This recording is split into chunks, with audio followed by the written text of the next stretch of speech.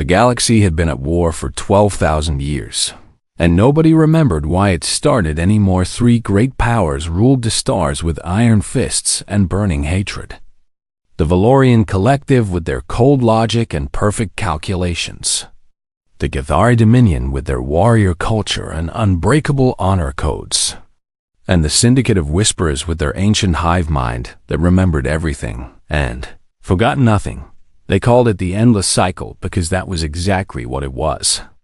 A never-ending dance of death that consumed worlds and devoured generations without mercy or purpose. Ambassador Alara Vance stood at the viewport of the human transport ship and watched the massive space station grow larger. Against the backdrop of distant stars, she was a tall woman with gray streaks in her dark hair and eyes that had seen too much suffering on Earth to be surprised by anything the universe could throw at her. Behind her stood the rest of humanity's first diplomatic delegation. 12 men and women chosen to represent their entire species at the Galactic Concord. "Are you nervous?" asked Commander Marcus Cole, the military liaison assigned to protect the delegation. Ella did not turn from the window as she answered, "Nervous is not the right word. I think terrified comes closer to the truth." Marcus moved to stand beside her and looked out at the station that seemed to stretch forever in every direction. It was called the Nexus, and it served as neutral ground where the three great powers could meet without immediately trying to kill each other. "We are a young species walking into a room full of ancient predators," Alara continued, "and we are asking them to notice us. That takes either great courage or great stupidity. Which one is it for us?" Marcus asked with a small smile. "I suppose we will find out soon enough." The transport ship docked with a gentle shudder, and the human delegation stepped onto the Nexus for the first time. The corridors were enormous, built to accommodate species of all sizes, and the air carried strange scents that made several humans wrinkle their nose. Valorian guards watched them pass with eyes like polished silver. Their bodies were thin and pale, almost fragile-looking, but Alara knew that their minds could process information faster than any computer humanity had ever built. They were the strategists, the planners, the ones who saw 17 moves ahead in every game. A group of Cathari warriors stood at an intersection, and the humans had to fight the urge to step back. The Cathari were massive creatures, covered in thick scales of deep crimson and black. With 4 arms and faces that seemed designed to inspire fear, they carried weapons openly, and their eyes tracked the human delegation like predators watching prey. Small creatures. One of them rumbled in heavily accented universal. "What business do small creatures have at the Concord?" Alara stepped forward without hesitation. "We are here to observe the Peace Summit. Humanity wishes to understand the galactic community before seeking our place within it." The Cathari warrior stared at her for a long moment, then let out a sound that might have been laughter. "Peace Summit. There is no peace in this galaxy. Small one. There is only the pause between battles." He stepped aside and let them pass, still making that unsettling laughing sound.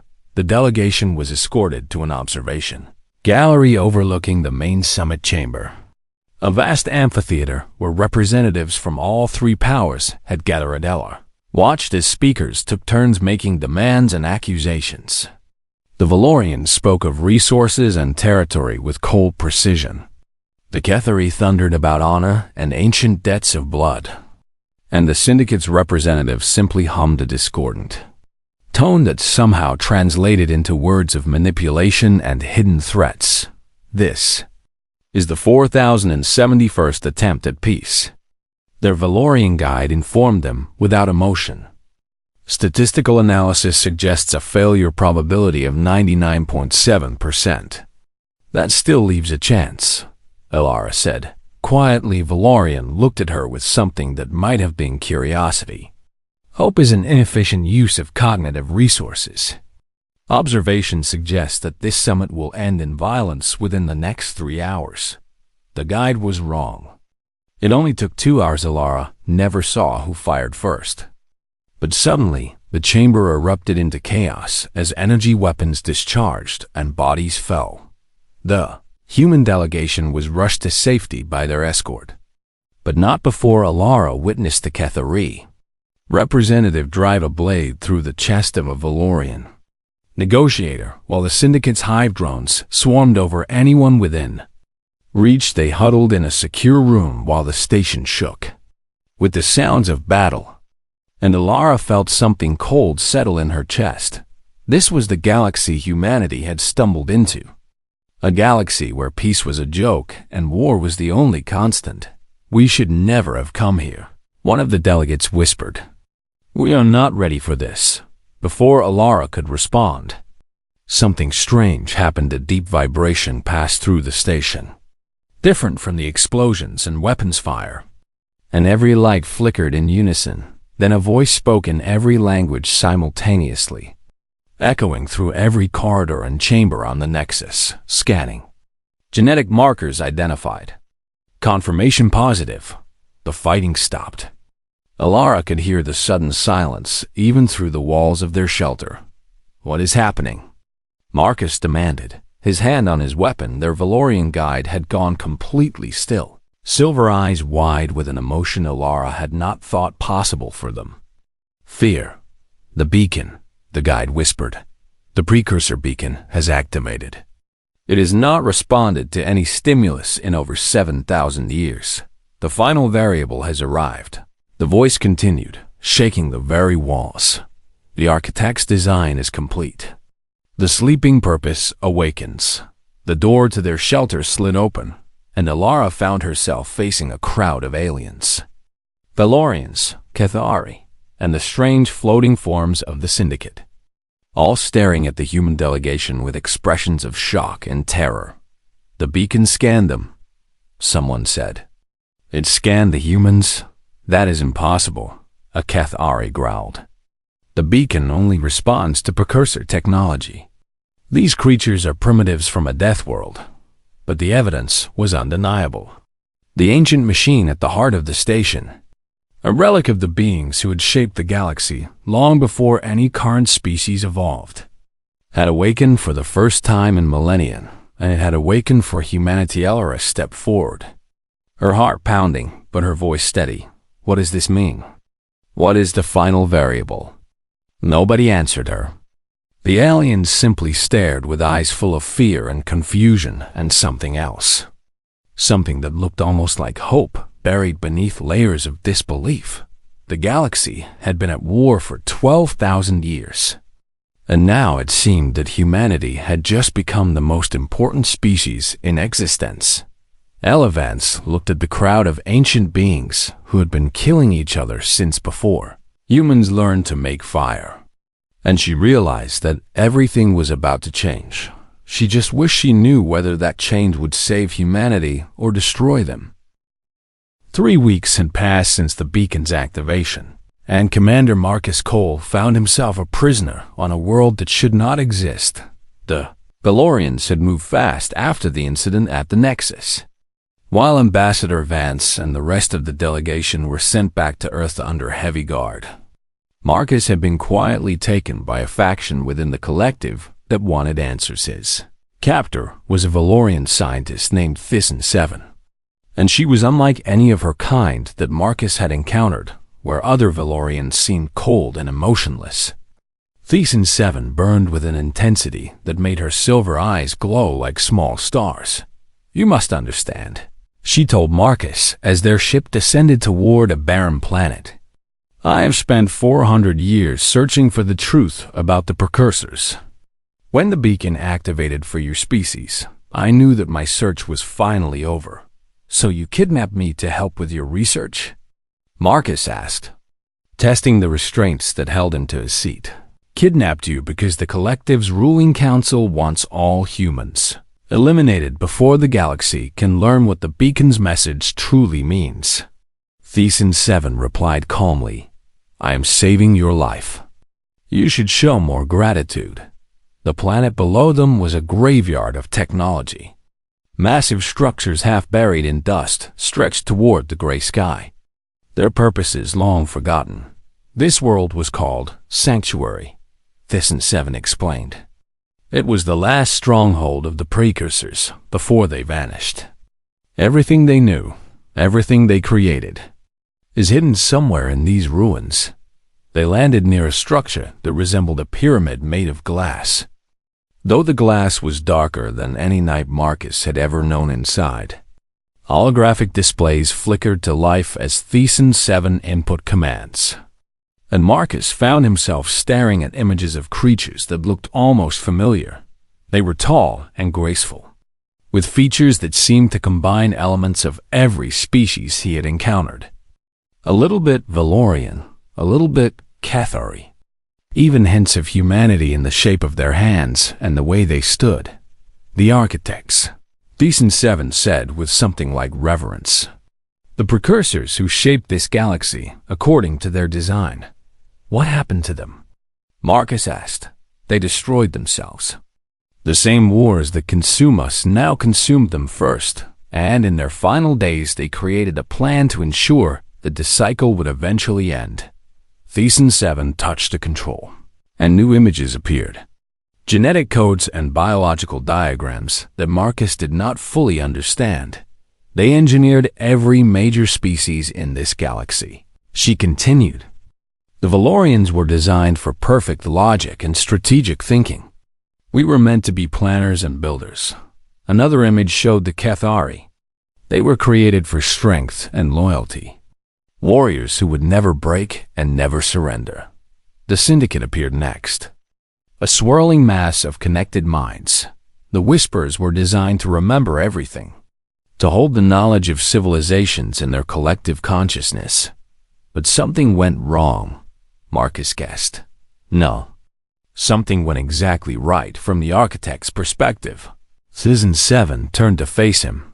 They designed us to be incomplete. Each species was given great gifts, but also great flaws that would make cooperation impossible. Why would they do that? Because they needed the galaxy to be at war.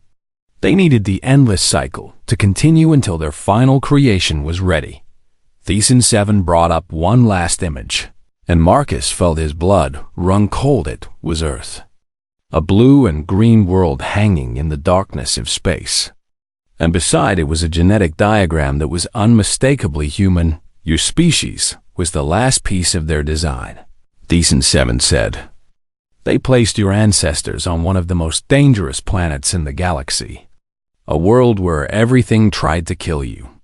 Where survival required constant adaptation and change. A death world, Marcus whispered, remembering how aliens always described Earth with that term. Yes. And that death world forged exactly the traits the architects needed. You developed empathy because you could not survive alone. You developed creativity because the same solution never worked twice. You developed the ability to hold contradictory ideas in your minds without breaking. Marcus shook his head in disbelief. You are saying we were engineered to be some kind of weapon? Not a weapon, Thyssen-7 corrected. A cure. The architects designed you to end wars, not win them. She pulled up more data, records of human behavior that she had apparently been collecting for years. Stories of enemies who became friends, of ancient hatreds that faded into peace, of humans who could forgive the unforgivable and find common ground with anyone. Your species does something that no other species in this galaxy can do. You change your minds, Thyssen-7 said with wonder in her voice. You look at your enemies and see potential allies. You experience hatred and transform it into understanding. You are irrational in ways that somehow lead to better outcomes. That just sounds like being human, Marcus said quietly. Exactly. And that is why the beacon activated when you arrived. The architects knew that when humanity reached the stars, the galaxy would finally have a chance to break the endless cycle. Marcus stood in silence for a long moment, trying to process what he had learned. His entire species had been designed by ancient beings as a solution to a problem that had consumed civilizations for thousands of years. Why are you telling me this? He finally asked. Thesan 7's expression changed, becoming something almost human, because the ruling councils do not understand. They see humanity as a threat to be eliminated, not a salvation to be embraced.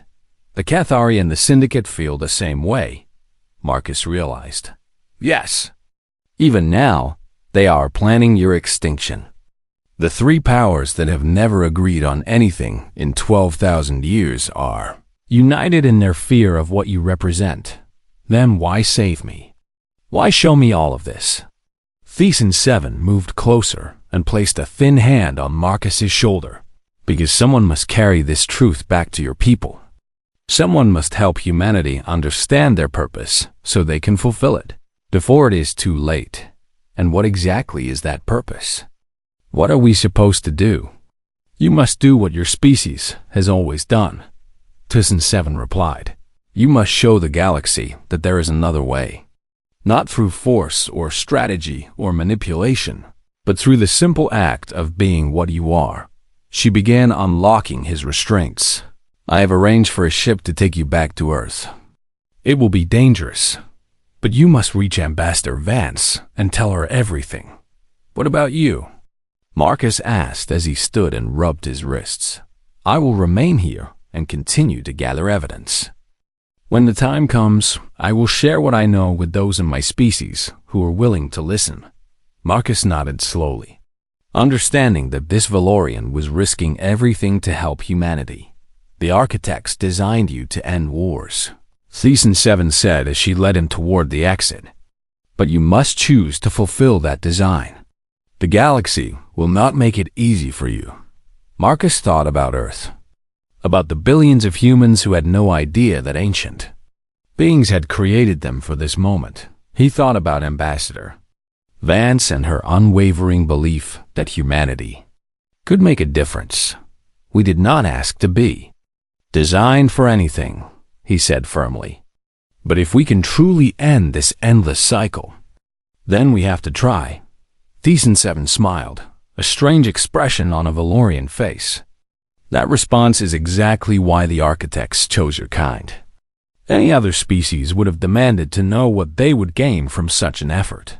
Marcus walked toward the ship that would carry him home, carrying with him the weight of a truth that would change everything. Humanity had been designed to end galactic wars now. They just had to figure out how to do it before the galaxy destroyed them first. The first human colony burned on a Tuesday. Captain Yuki Tanaka watched the footage from the bridge of her rescue ship, tears streaming down her face as New Haven disappeared beneath waves of plasma fire. The Purity Accord had struck without warning. A coalition of hardliners from all three species who believed that humanity must be destroyed before they could fulfill their purpose. Casualty reports coming in. Her communications officer said in a shaking voice. Estimated dead. 200,000 and climbing. 200,000 people who had left Earth to build new lives among the stars. Gone in a matter of hours, and New Haven was only the beginning. Over the next 3 weeks, the Purity Accord attacked 17 more human settlements. They bombed schools and hospitals. They destroyed refugee ships trying to flee. They showed no mercy to anyone carrying human DNA. The galaxy expected humanity to strike back. Every species in history had responded to genocide with rage and vengeance. But Ambassador Vance had a different plan. We will not become what they expect us to be, she announced to the Findo. Surviving human leaders in a secure bunker deep beneath the surface of Mars. If we respond with violence, we prove that we are just like everyone else. They are slaughtering our people. A military commander shouted, slamming his fist against the table. We have to fight back. And then what? Vance asked calmly. We destroy a few of their ships. They destroy a few more colonies. And 1,000 years from now, we are still locked in the same cycle of death that has consumed this galaxy since before our species existed. Commander Marcus Cole stepped forward. The ambassador is right. I have seen the evidence. We were designed to break this cycle, not join it. The room fell into uncertain silence as Marcus shared what he had learned from Thesan 7. The truth about the precursors, the purpose humanity had been created to fulfill. If we become just another warring species, we fail everyone who has ever dreamed of peace. Vance concluded. I am not asking you to surrender. I am asking you to try something that has never been done before. Captain Tanaka had listened to the entire debate, and something in Vance's words resonated deep within her heart when the meeting ended. She approached the ambassador with a request. 3 days later, Tanaka led a volunteer fleet of 12 ships into the most contested region of space in the galaxy. Not to fight, but to rescue the battle between.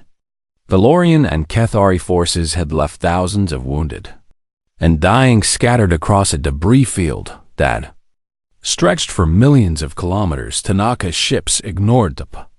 Weapons fire around them as they began collecting survivors. Captain, we are picking up Cathari life signs on that destroyer, her sensor officer reported. The ship is breaking apart. Move to intercept, Tanaka ordered without hesitation. Captain, those are enemy combatants. They tried to kill us. Those are living beings who will die without help, Tanaka corrected. That is all that matters right now. Her crew stared at her in disbelief. But they followed orders. The Cathari warriors they pulled from the wreckage were confused and hostile at first, unable to understand why humans would save those who had been trying to exterminate them. Why? One wounded warrior demanded as human medics treated his injuries. Why do you help us after what our people have done? Tanaka knelt beside him and met his eyes without fear. Because hate is a prison, and we refuse to live in it. Word spread quickly through the galaxy. The humans were rescuing everyone, regardless of species or allegiance. Salarian scientists and Cathari warriors and even members of the syndicate found themselves receiving medical care on human ships. Listening to human voices, offering comfort instead of condemnation, the Purity Accord responded by sending a strike force to destroy Tanaka's fleet. 12 ships surrounded her small armada, weapons powered and ready to fire. Human vessels, you are ordered to surrender all alien prisoners and prepare to be boarded, the Accord commander announced. Failure to comply will result in your immediate destruction. Tanaka stood on her bridge and looked at her crew. Men and women who had volunteered for this mission, knowing they might not survive. Open a channel to all ships, she said quietly. Ours and theirs. Channel open. Captain. Tanaka took a deep breath and then transmitted something that no military commander had ever done before. She broadcast her ship's life support codes, her shield frequencies, and her weapon system status. She made her entire fleet completely vulnerable. Attention all vessels, she announced. We are transmitting our defensive codes openly. We will not fire on you, and we cannot defend ourselves. Captain, what are you doing?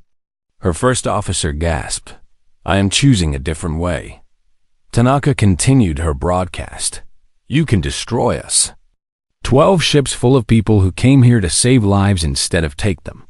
You can murder the wounded from your own species who are currently in our medical base. She paused and let her words sink in. But if you do, you will have to do it while the entire galaxy watches. Every sensor in this sector is recording everything that happens here. The universe will see exactly what the Purity Accord truly stands for. Silence fell across the battlefield. The May strike force did not fire. Minutes passed that felt like hours. And Tanaka watched the enemy ships with calm acceptance. Finally, one of the Cathari warships broke formation and moved to stand beside the human fleet. This is Captain Vorth of the Crimson Honor, a deep voice announced. I have spent my entire life fighting, and I am tired of it. Today I choose to stand with these humans. Another ship moved. This one, Valorian. The data supports an alternative strategy, the Valorian commander stated. Continued conflict produces diminishing returns. I am willing to explore other options. The Purity Accord. Formation began to crumble as ship after ship chose to stand down or switch sides in the end. Only 3 vessels remained loyal to the Accord, and they retreated rather than face the growing fleet of unlikely allies. Tanaka slumped in her command chair as the tension finally broke.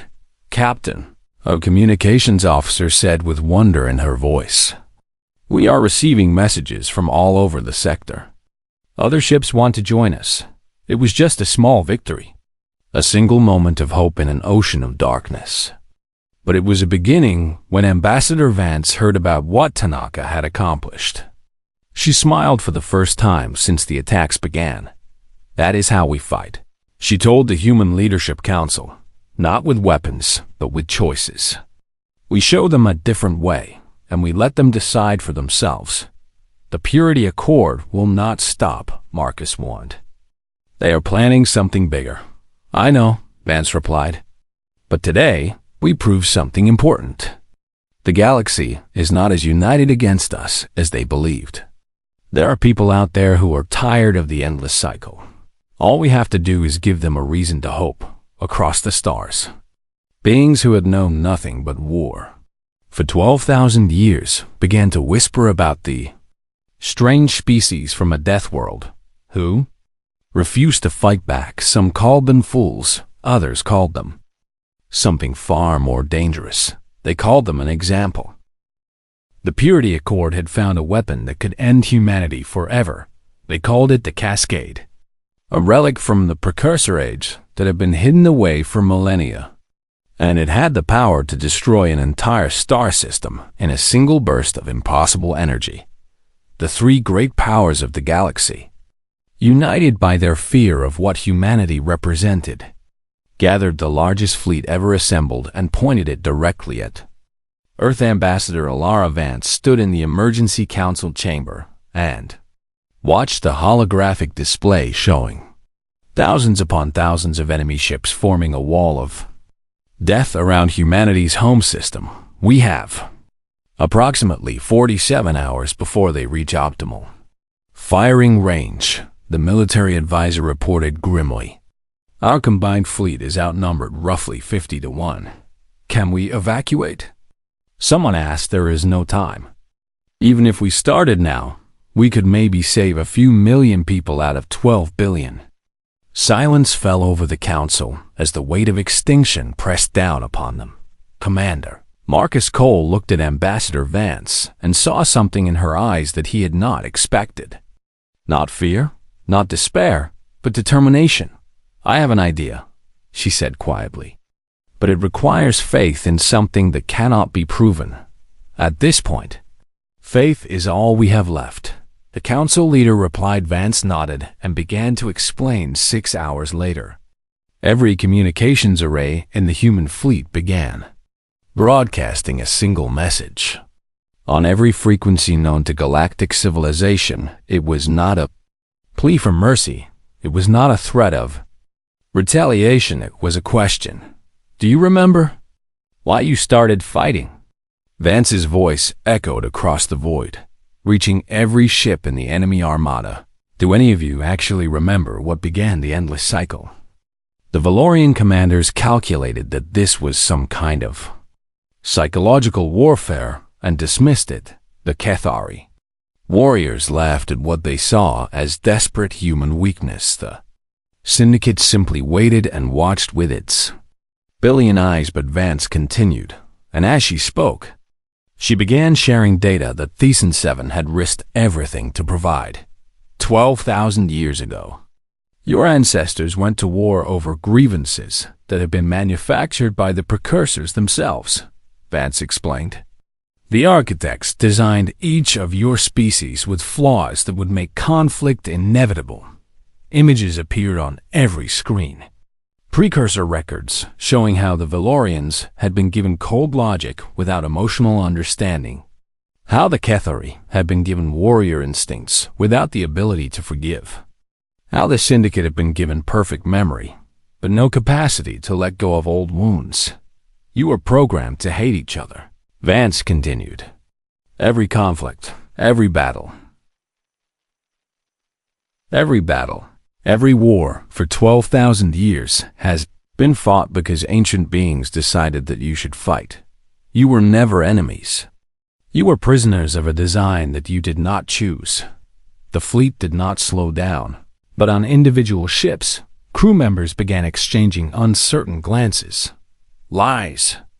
The Purity Accord commander broadcast in response.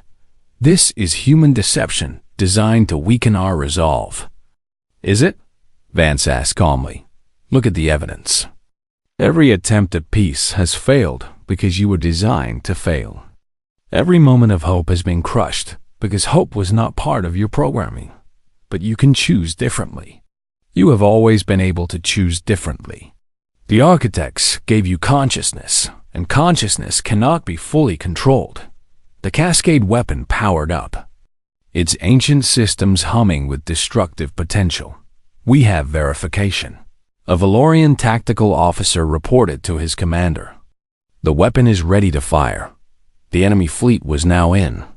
Range 12 billion humans looked up at the sky and waited to die.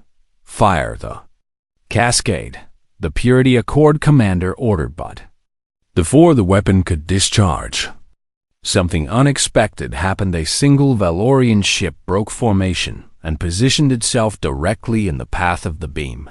This is Commander Thiessen 12 of the Logical Mercy. A voice announced. I have reviewed the precursor data, and I have concluded that the humans are telling the truth. Move aside or be destroyed. The Accord commander screamed, I will not. I choose to stand with the ones who offer a different future. The Cascade fired. The beam of impossible energy tore through Thiessen 12's ship, vaporizing it instantly.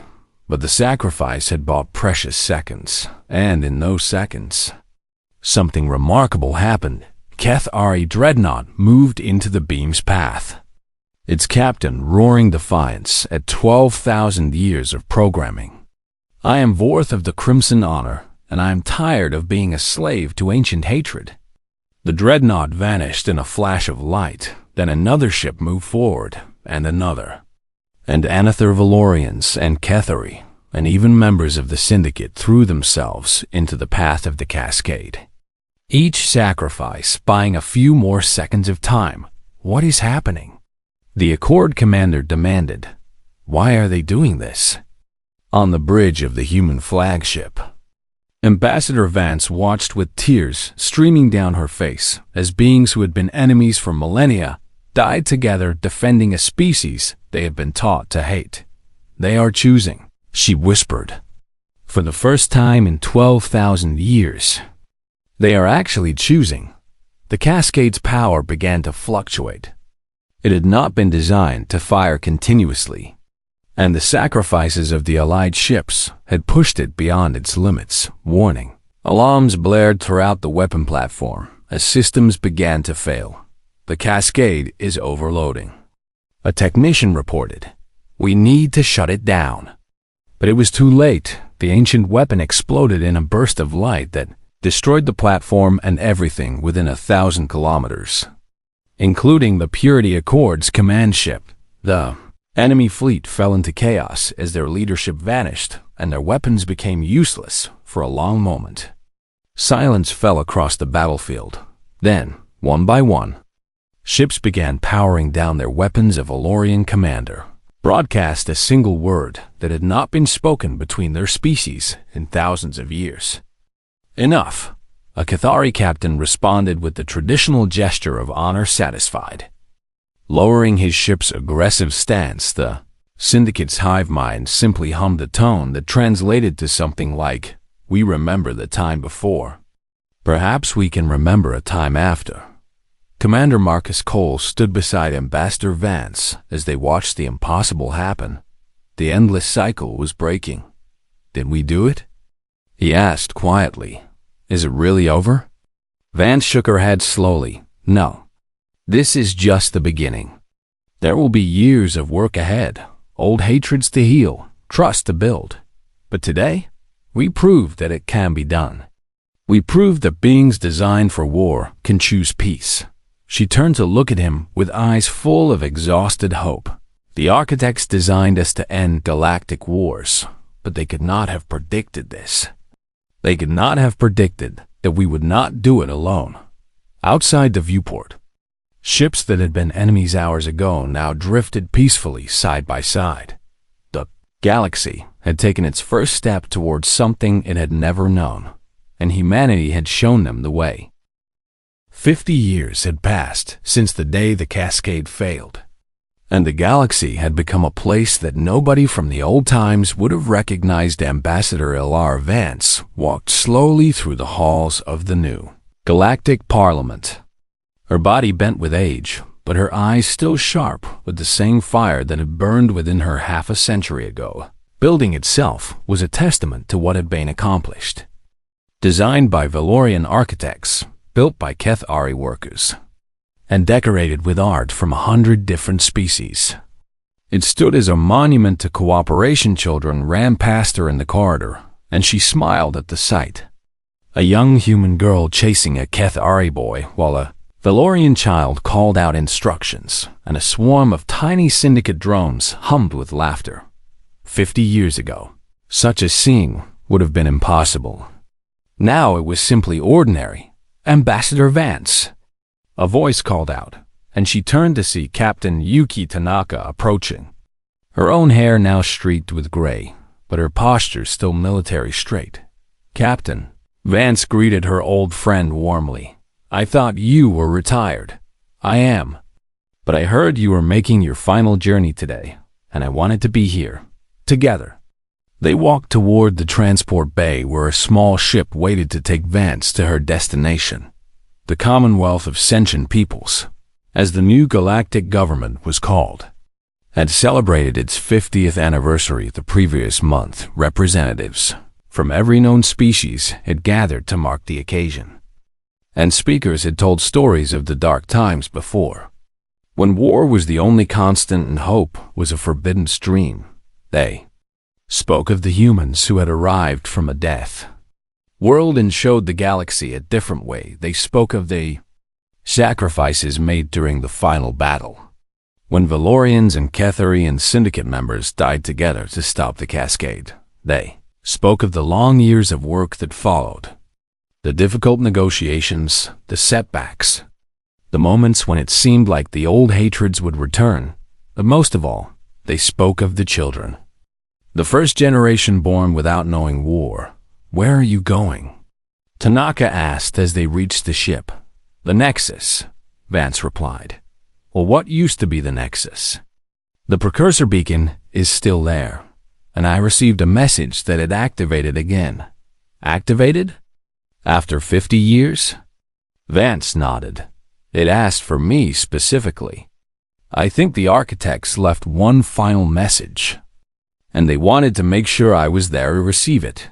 The journey took 3 days, and Vance spent most of it resting and remembering. She thought about Marcus Cole, who had died 15 years ago surrounded by his grandchildren. Still proud of the role he had played, she thought about Thesan 7, the Valorian scientist who had risked everything to reveal the truth, and who now served as the Commonwealth's chief historian. She thought about all the humans who had given their lives so that their species could fulfill its purpose. The old station looked different now.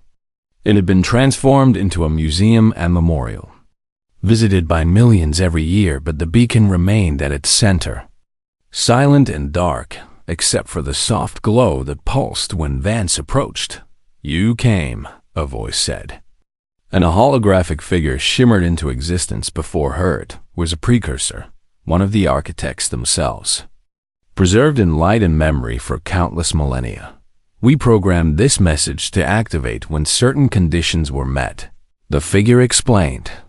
When war had ceased across the galaxy, when the species we designed had learned to coexist, and when the final variable had completed its purpose. Vance stood straight despite her aching bones. I have questions. Of course you do. Your species always has questions. It is one of the reasons we chose you. Why did you do it? Why create all of this conflict and suffering just to end it. The architect's holographic face showed something like sadness. Because we were you once. We were a species that learned to reach the stars, and then we learned to make war among them. We destroyed ourselves. Our civilization, our worlds, everything we have built over millions of years. In our final days, we looked at the ruins we had created and asked ourselves if it could have been different. The figure gestured, and images appeared showing the precursors in their glory, and then their fall. Great cities burning, ships destroying each other, a people tearing themselves apart. We could not save ourselves, but we could try to save those who came after. We seeded this galaxy with life, designed each species with purpose, and set in motion a great experiment. The endless cycle, Vance said quietly. Yes. We needed to prove that war was not inevitable. That consciousness could choose peace, even when every instinct demanded conflict. You were cruel, Vance replied without anger. Billions died in the wars you designed. We were desperate. We were dying, and we had to know that it meant something. That our mistakes could become lessons for others. The architect looked at Vance with eyes that held the weight of eons. And you proved it. Your species, the final variable, showed the galaxy that there was another way. But you could not have predicted how, Vance said with a small smile. No. We designed you to end wars, but we expected you to do it through understanding and empathy alone. We did not anticipate that you would inspire others to join you. The hologram gestured toward the walls, which lit up with images from the final battle. Valorians and Ketherian syndicate members throwing themselves in front of the cascade. When they chose to sacrifice themselves for you, they proved that our design was flawed. They were not simply prisoners of their programming. They were capable of change, of growth, of choosing something beyond what we intended. You were our hope, the architect said. Our apology to the universe for all the blood we spilled. But in the end, you did not just fulfill your purpose. You exceeded it. Vance felt tears forming in her eyes. Not of sadness, but of something deeper. Something that combined grief for all that was lost with joy for all that had been gained. What happens now? She asked. Now the experiment is complete. This beacon will deactivate permanently, and the last remnants of our interference will fade from the galaxy. What you do next is entirely up to you. You are no longer designed for anything. You are simply free. The hologram began to flicker, its light fading. Wait, Vance called out. I need to understand. Did we end war because we were designed to, or because we chose to? The architect smiled. That is the question we spent millions of years trying to answer. Perhaps the truth is that it does not matter. You were designed with the capacity to choose peace, but the choice itself was always yours. That is what you never understood about yourselves. You are very good at defying your programming. The light faded completely, and the beacon went dark forever. Vance stood alone in the silent chamber, the last witness to a message from beings who had died before her species even existed. She thought about what the architect had said, and slowly she began to smile. Humanity had been designed to end galactic wars. But that was never really the point. The point was that they had looked at a galaxy full of hatred and violence and chosen to believe that something better was possible, and then they had made it happen. Vance turned and walked out of the chamber, where Tanaka waited with a transport to take her home. Well? Tanaka asked. What did the architects have to say? Vance looked up at the stars, at the peaceful shipping lanes where vessels from 100 species traveled without fear. At the lights of stations where children played together without knowing war. They said goodbye, she replied. And thank you, somewhere in the distance. A school ship full of young beings from every corner of the galaxy sailed past. Their laughter carrying across the void. The endless cycle had ended.